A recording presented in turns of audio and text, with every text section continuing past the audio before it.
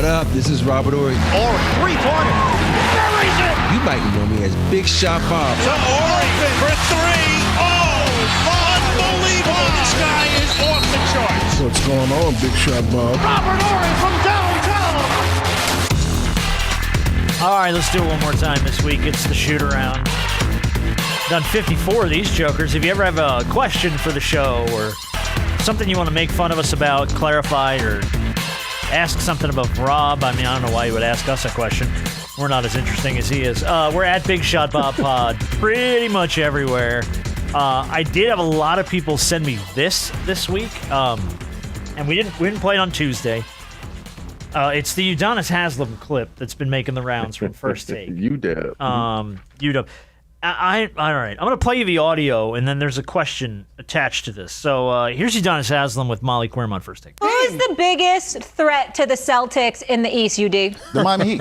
The Miami Heat. And I'm not just saying that because I'm being a homer. Miami Heat. I'm hearing a lot of rumors about the Miami Heat. I'm hearing like Jimmy Butler might not be back. There's a lot of rumors happening. Years, it's been the Heat and the Celtics. So like Milwaukee, you better get your players locked down. You guys better figure that situation out. Don't worry about that. I'll make a call as soon as we get off the show. You better get it all locked down. All right, so can I be honest with you about something? Go, man. Molly is annoying. And I say that with every bit of respect that I could lend to this. She is annoying. And don't let the other guys be off site and they're going, they're on the show through Zoom or through some recording. It is unbearable. And look, Molly's good at her job. She's been in this industry for a while, but my goodness, it can be unbearable sometimes with the over talking, especially if you're asking a guy a question and you want him to explain himself. It's bad. But I digress. Go ahead. I don't really watch First Take because I'm not up. Sure. Why would you? I'm not in the house. But I think sometimes you can't see the forest for the trees, and that's what Udonis is doing right now. Yeah, he's like Miami Heat. He's Miami a Heat lifer. It's like nobody can even play defense on the Miami Heat anymore. It's like you think about Bam. Bam used to be even though he's up there, he can't guard everybody. Jimmy Butler can't stay on the floor, and those other two guys that you got over there can't guard me at 53. And so for me, he got to be honest with himself. It's so many. Orlando Magic better. They're the best team in Florida. Let's be honest. So no, it ain't. The Miami Heat won't even make the playoffs probably next year. Is Jimmy gone? I think Jimmy's gone because Jimmy, even though he probably likes Miami and loves being there because it's good for his brand, I just think he's out of there, man. It's just because at the end of the day, Jimmy wants to win. And you look around that team, you like, he ain't no dog. He ain't no dog. I got one dog on this team. That's Bam. I'm out. Yeah, you better go. Oh, I forgot. I'm sorry too, because I forgot about JJ, Triple J. So, he might as well go back to Philly. Well, my thing with Jimmy too is that Jimmy gets impatient. He doesn't want to wait around. So, like the minute something starts to kind of wobble underneath him, he gone. His best shot was in the bubble. Yeah, like that was his best shot, unless he goes somewhere where he has another real opportunity. But the way the league, especially the West, if I'm him, I'm staying out of the West because that's a gauntlet. Boy, you gonna go through it. Who are the contenders in the East? I feel like it's Milwaukee and Philly. Really, are the two that jump off. It's really to me, Rob, and I don't know if you agree with me and tell me. I think it's Boston, and when Milwaukee's healthy. Well, it also depends on what Philly does this summer. I was going to say, don't sleep on Philly, too, if Embiid is fully back. Well, that's the hard part. I know there's a lot of ifs and nuts. I know. I get it. Yeah. But, if you look, it's like, and I think the Knicks need to add another piece. They just can't do the Allen Iverson thing with Brunson, let him do his thing and let everybody else fit in where they get in. It's a lot of good teams over there. I think, and who knows what the Pacers are going to do. But I think it's Boston first, Milwaukee second if they're healthy, then the Sixers, depending on if they get Paul George. If they get Paul George, then they bolt to number one for me. Yeah, I think the Knicks need another star, not just another guy. They need another star because I don't think they can hold a candle to Boston or Milwaukee. When fully healthy, I just don't think they can do it. And let's be real, like Milwaukee, is that project really going to work with him and Dame? Because they lost a lot defensively. And you think about this, one more year makes you one more year older on your body. Yep. And we know Dame ain't the best defender like a Holiday. So are they, when you sit here and you really think about it, are they really that good? Well, they contend with Boston, though. They keep talking about wanting to change the core around those two guys. But I don't know what that does, because it's really about who's out there, who do you bring in, and what do you do? It's just so many unanswered questions. If you just say, well, we're going to change the core. Let's get some better guys around him. Who is that? And where do those guys come from? And how much are you paying them? Because you paid Giannis a lot, you paid Dame a lot. So who else you paying? And nobody. I think you owe Chris Middleton some money, too. So, you got a lot going on there. But I think, look, nothing against Udonis, but, man, I think he's got some Miami blinders on here. Yeah. Stephen A. Smith's about to get broke off, man. This was the conversation popping up. We talked a little bit about ESPN Tuesday.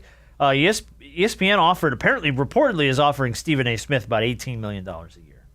And that might not be enough to keep him. Because apparently the reporting is he wants to make more than what they pay Pat McAfee. And Pat McAfee's getting broke off by ESPN. The number, it looks like it's going to be about $25 million a year to keep Stephen A. on ESPN. And honestly, I think he's got all the cards.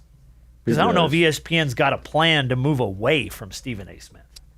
Because you just lost JJ. So JJ's gone now. He's got a job somewhere. And what do you do if you decide you don't want to pay Stephen A? Yeah, they got look, I love Shannon, but he ain't Stephen A. Smith. Here's the thing, and they're also going to potentially lose Tim Legler. I've heard that too.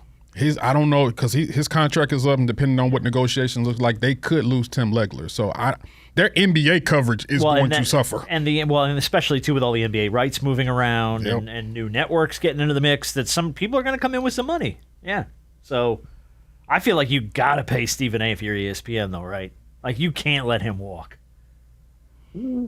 You might be able to, because you cut a lot of people. Well, no, I'm not saying. ESPN doesn't have the money. Okay, I know that. Yeah. Like, they are not out there spending money. They are cutting people all over the place. But of all the guys you probably can't let walk, like, I'd cut Pat McAfee before I cut Stephen A. Smith.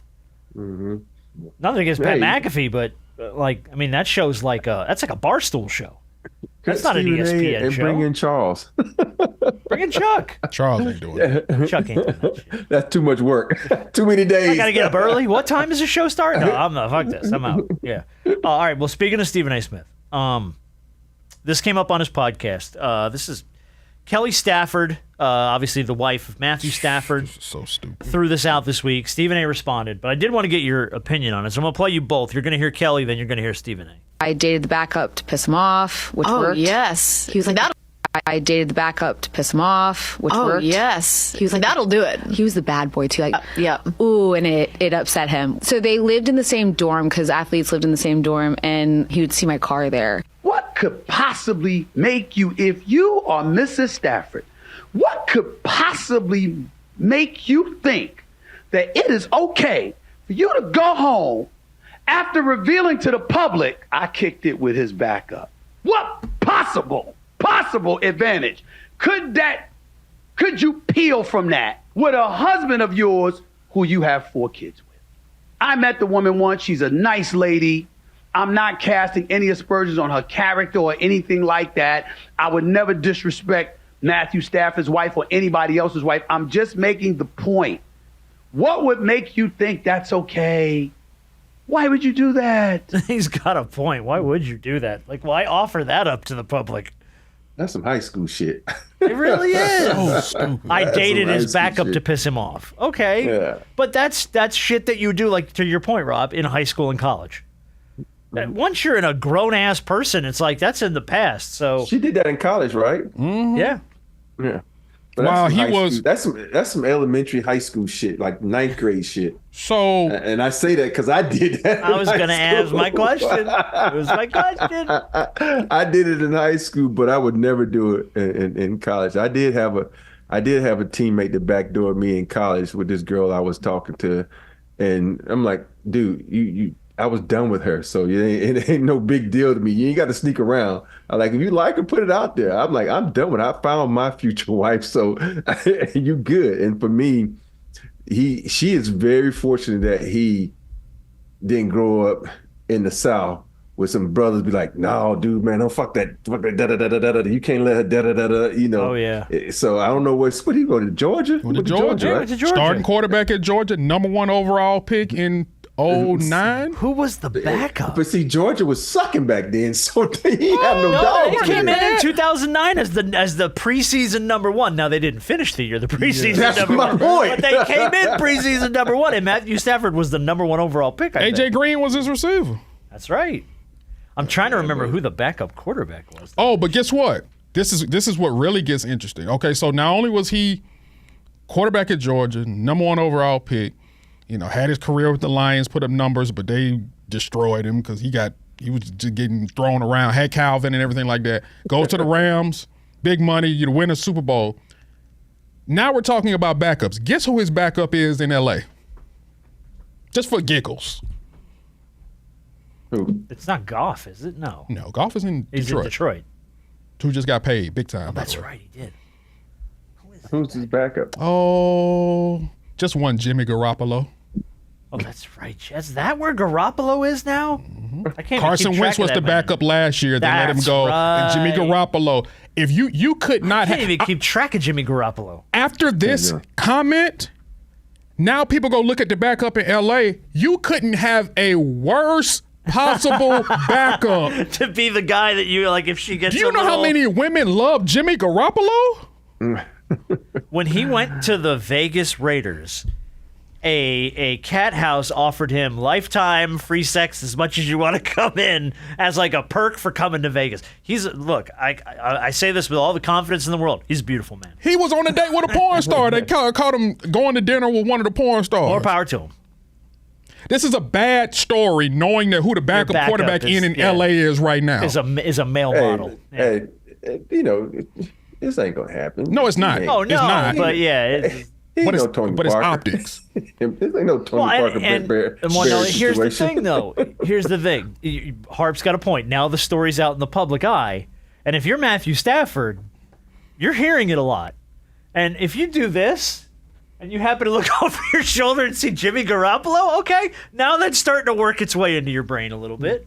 Because guys have very fragile egos with this stuff. Jimmy Garoppolo is giving any guy a tough time when he walks into the club. I don't care what any guy says. Jimmy Garoppolo walks in any club, he giving any guy a tough time. Now he walks into a black club, dog. Man, them black women love him some Jimmy Garoppolo. I love that. You know what you see when he walks into the club? Panties. Just panties. Even if they don't know who he is, who is that? They'll find out. We're going to find out. Trust me about it. Trust me on that one. All right, I wanted to ask Rob if it ever happened to him, but apparently it did. I did that. It was me. My senior year, my junior year season, junior girlfriend. She was talking to a dude I told her not to talk to because I didn't like him. He and I actually got into a fist fight. So I said, she said I can be friends with whoever I want to be friends with. So I broke up with her and started dating her friend. Nicely done.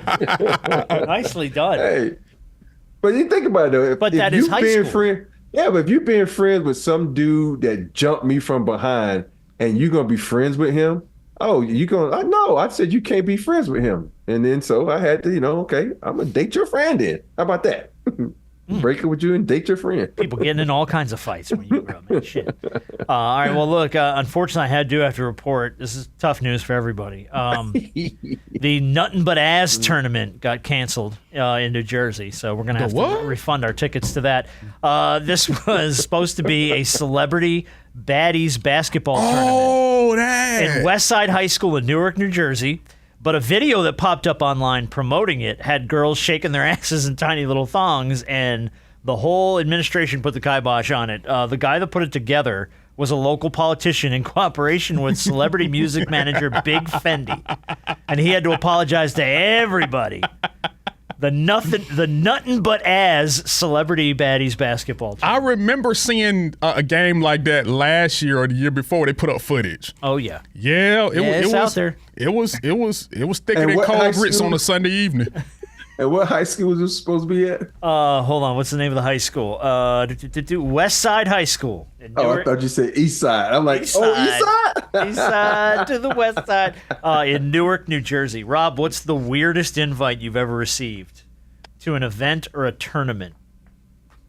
I thought I'd tell you about the one. I had to judge a bathing suit. Oh, you said you had to like judge that. a bathing suit contest where the women were all pregos. Yeah, that's the weirdest thing I ever had. But, like, did you ever get an invite to come play in a tournament or come to an event or something where you were just like, I cannot do this. I cannot do after, this. the only one I've been invited to when you sit back and you think about it was when I played I coached in our Kelly celebrity basketball game. Oh. That's the only thing that you think But back. that with the benefit of hindsight. Exactly, you look back and you're like, a lot of young girls in the stands. Huh? I wonder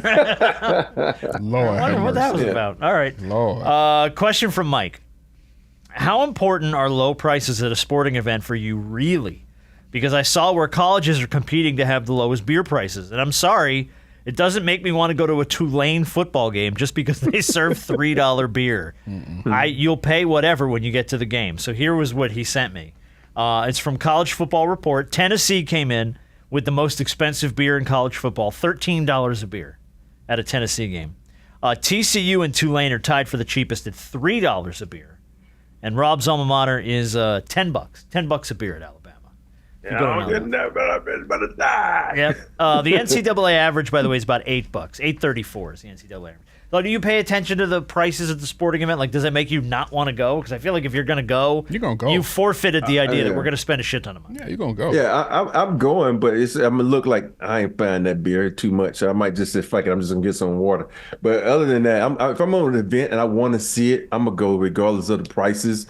And then, like you said, B, it's like you already know when you're going that you're going to have to drop $40,000.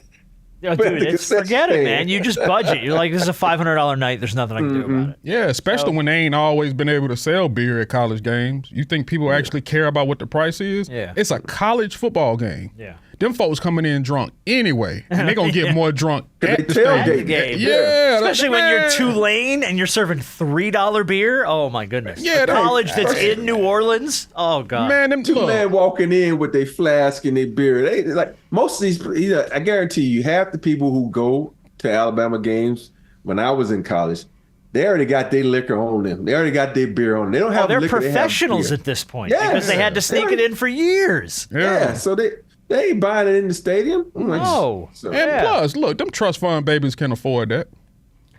That must be Texas A&M you're talking about. Yeah, I don't know. Tennessee got them too. Where do you think Tennessee get all that money from? Yeah. Alabama got them too. Texas. We ain't got no trust fund babies in Alabama. Stop that. It's got former NBA players. Just put their mural on the wall and hijack them for you don't think so? Money. You know what I mean? They ain't no trust fund babies in Alabama, man. I don't know, man. I see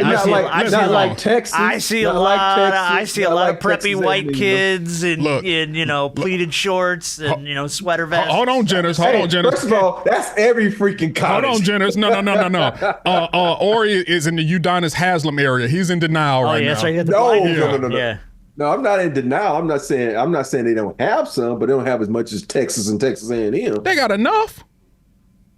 Well, Georgia got enough. Georgia Tech got enough. Look, he deviating. He trying to pass it on to somebody else. We ain't brought up them. We all got it. Unless you went to FAU like me, in which case everybody's just happy to get a college degree. That's all we give a shit about. I forgot about Stanford too. Stanford got some money too. He done went all the way out west. Look at him. Stanford is money. Let's name all the schools. They got Pepperdine, Stanford, Cal. CLA's got money. Ain't Pepperdine private? Shit.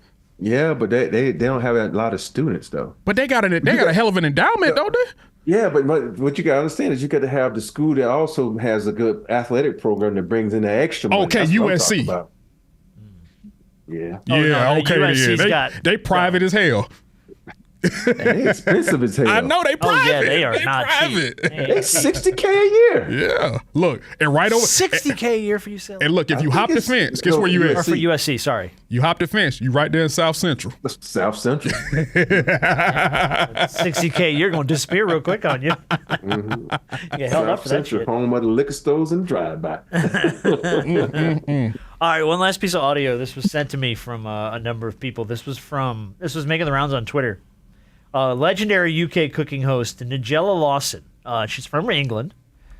This popped up all over Twitter, and a bunch of people forwarded it to me because they didn't understand the pronunciation.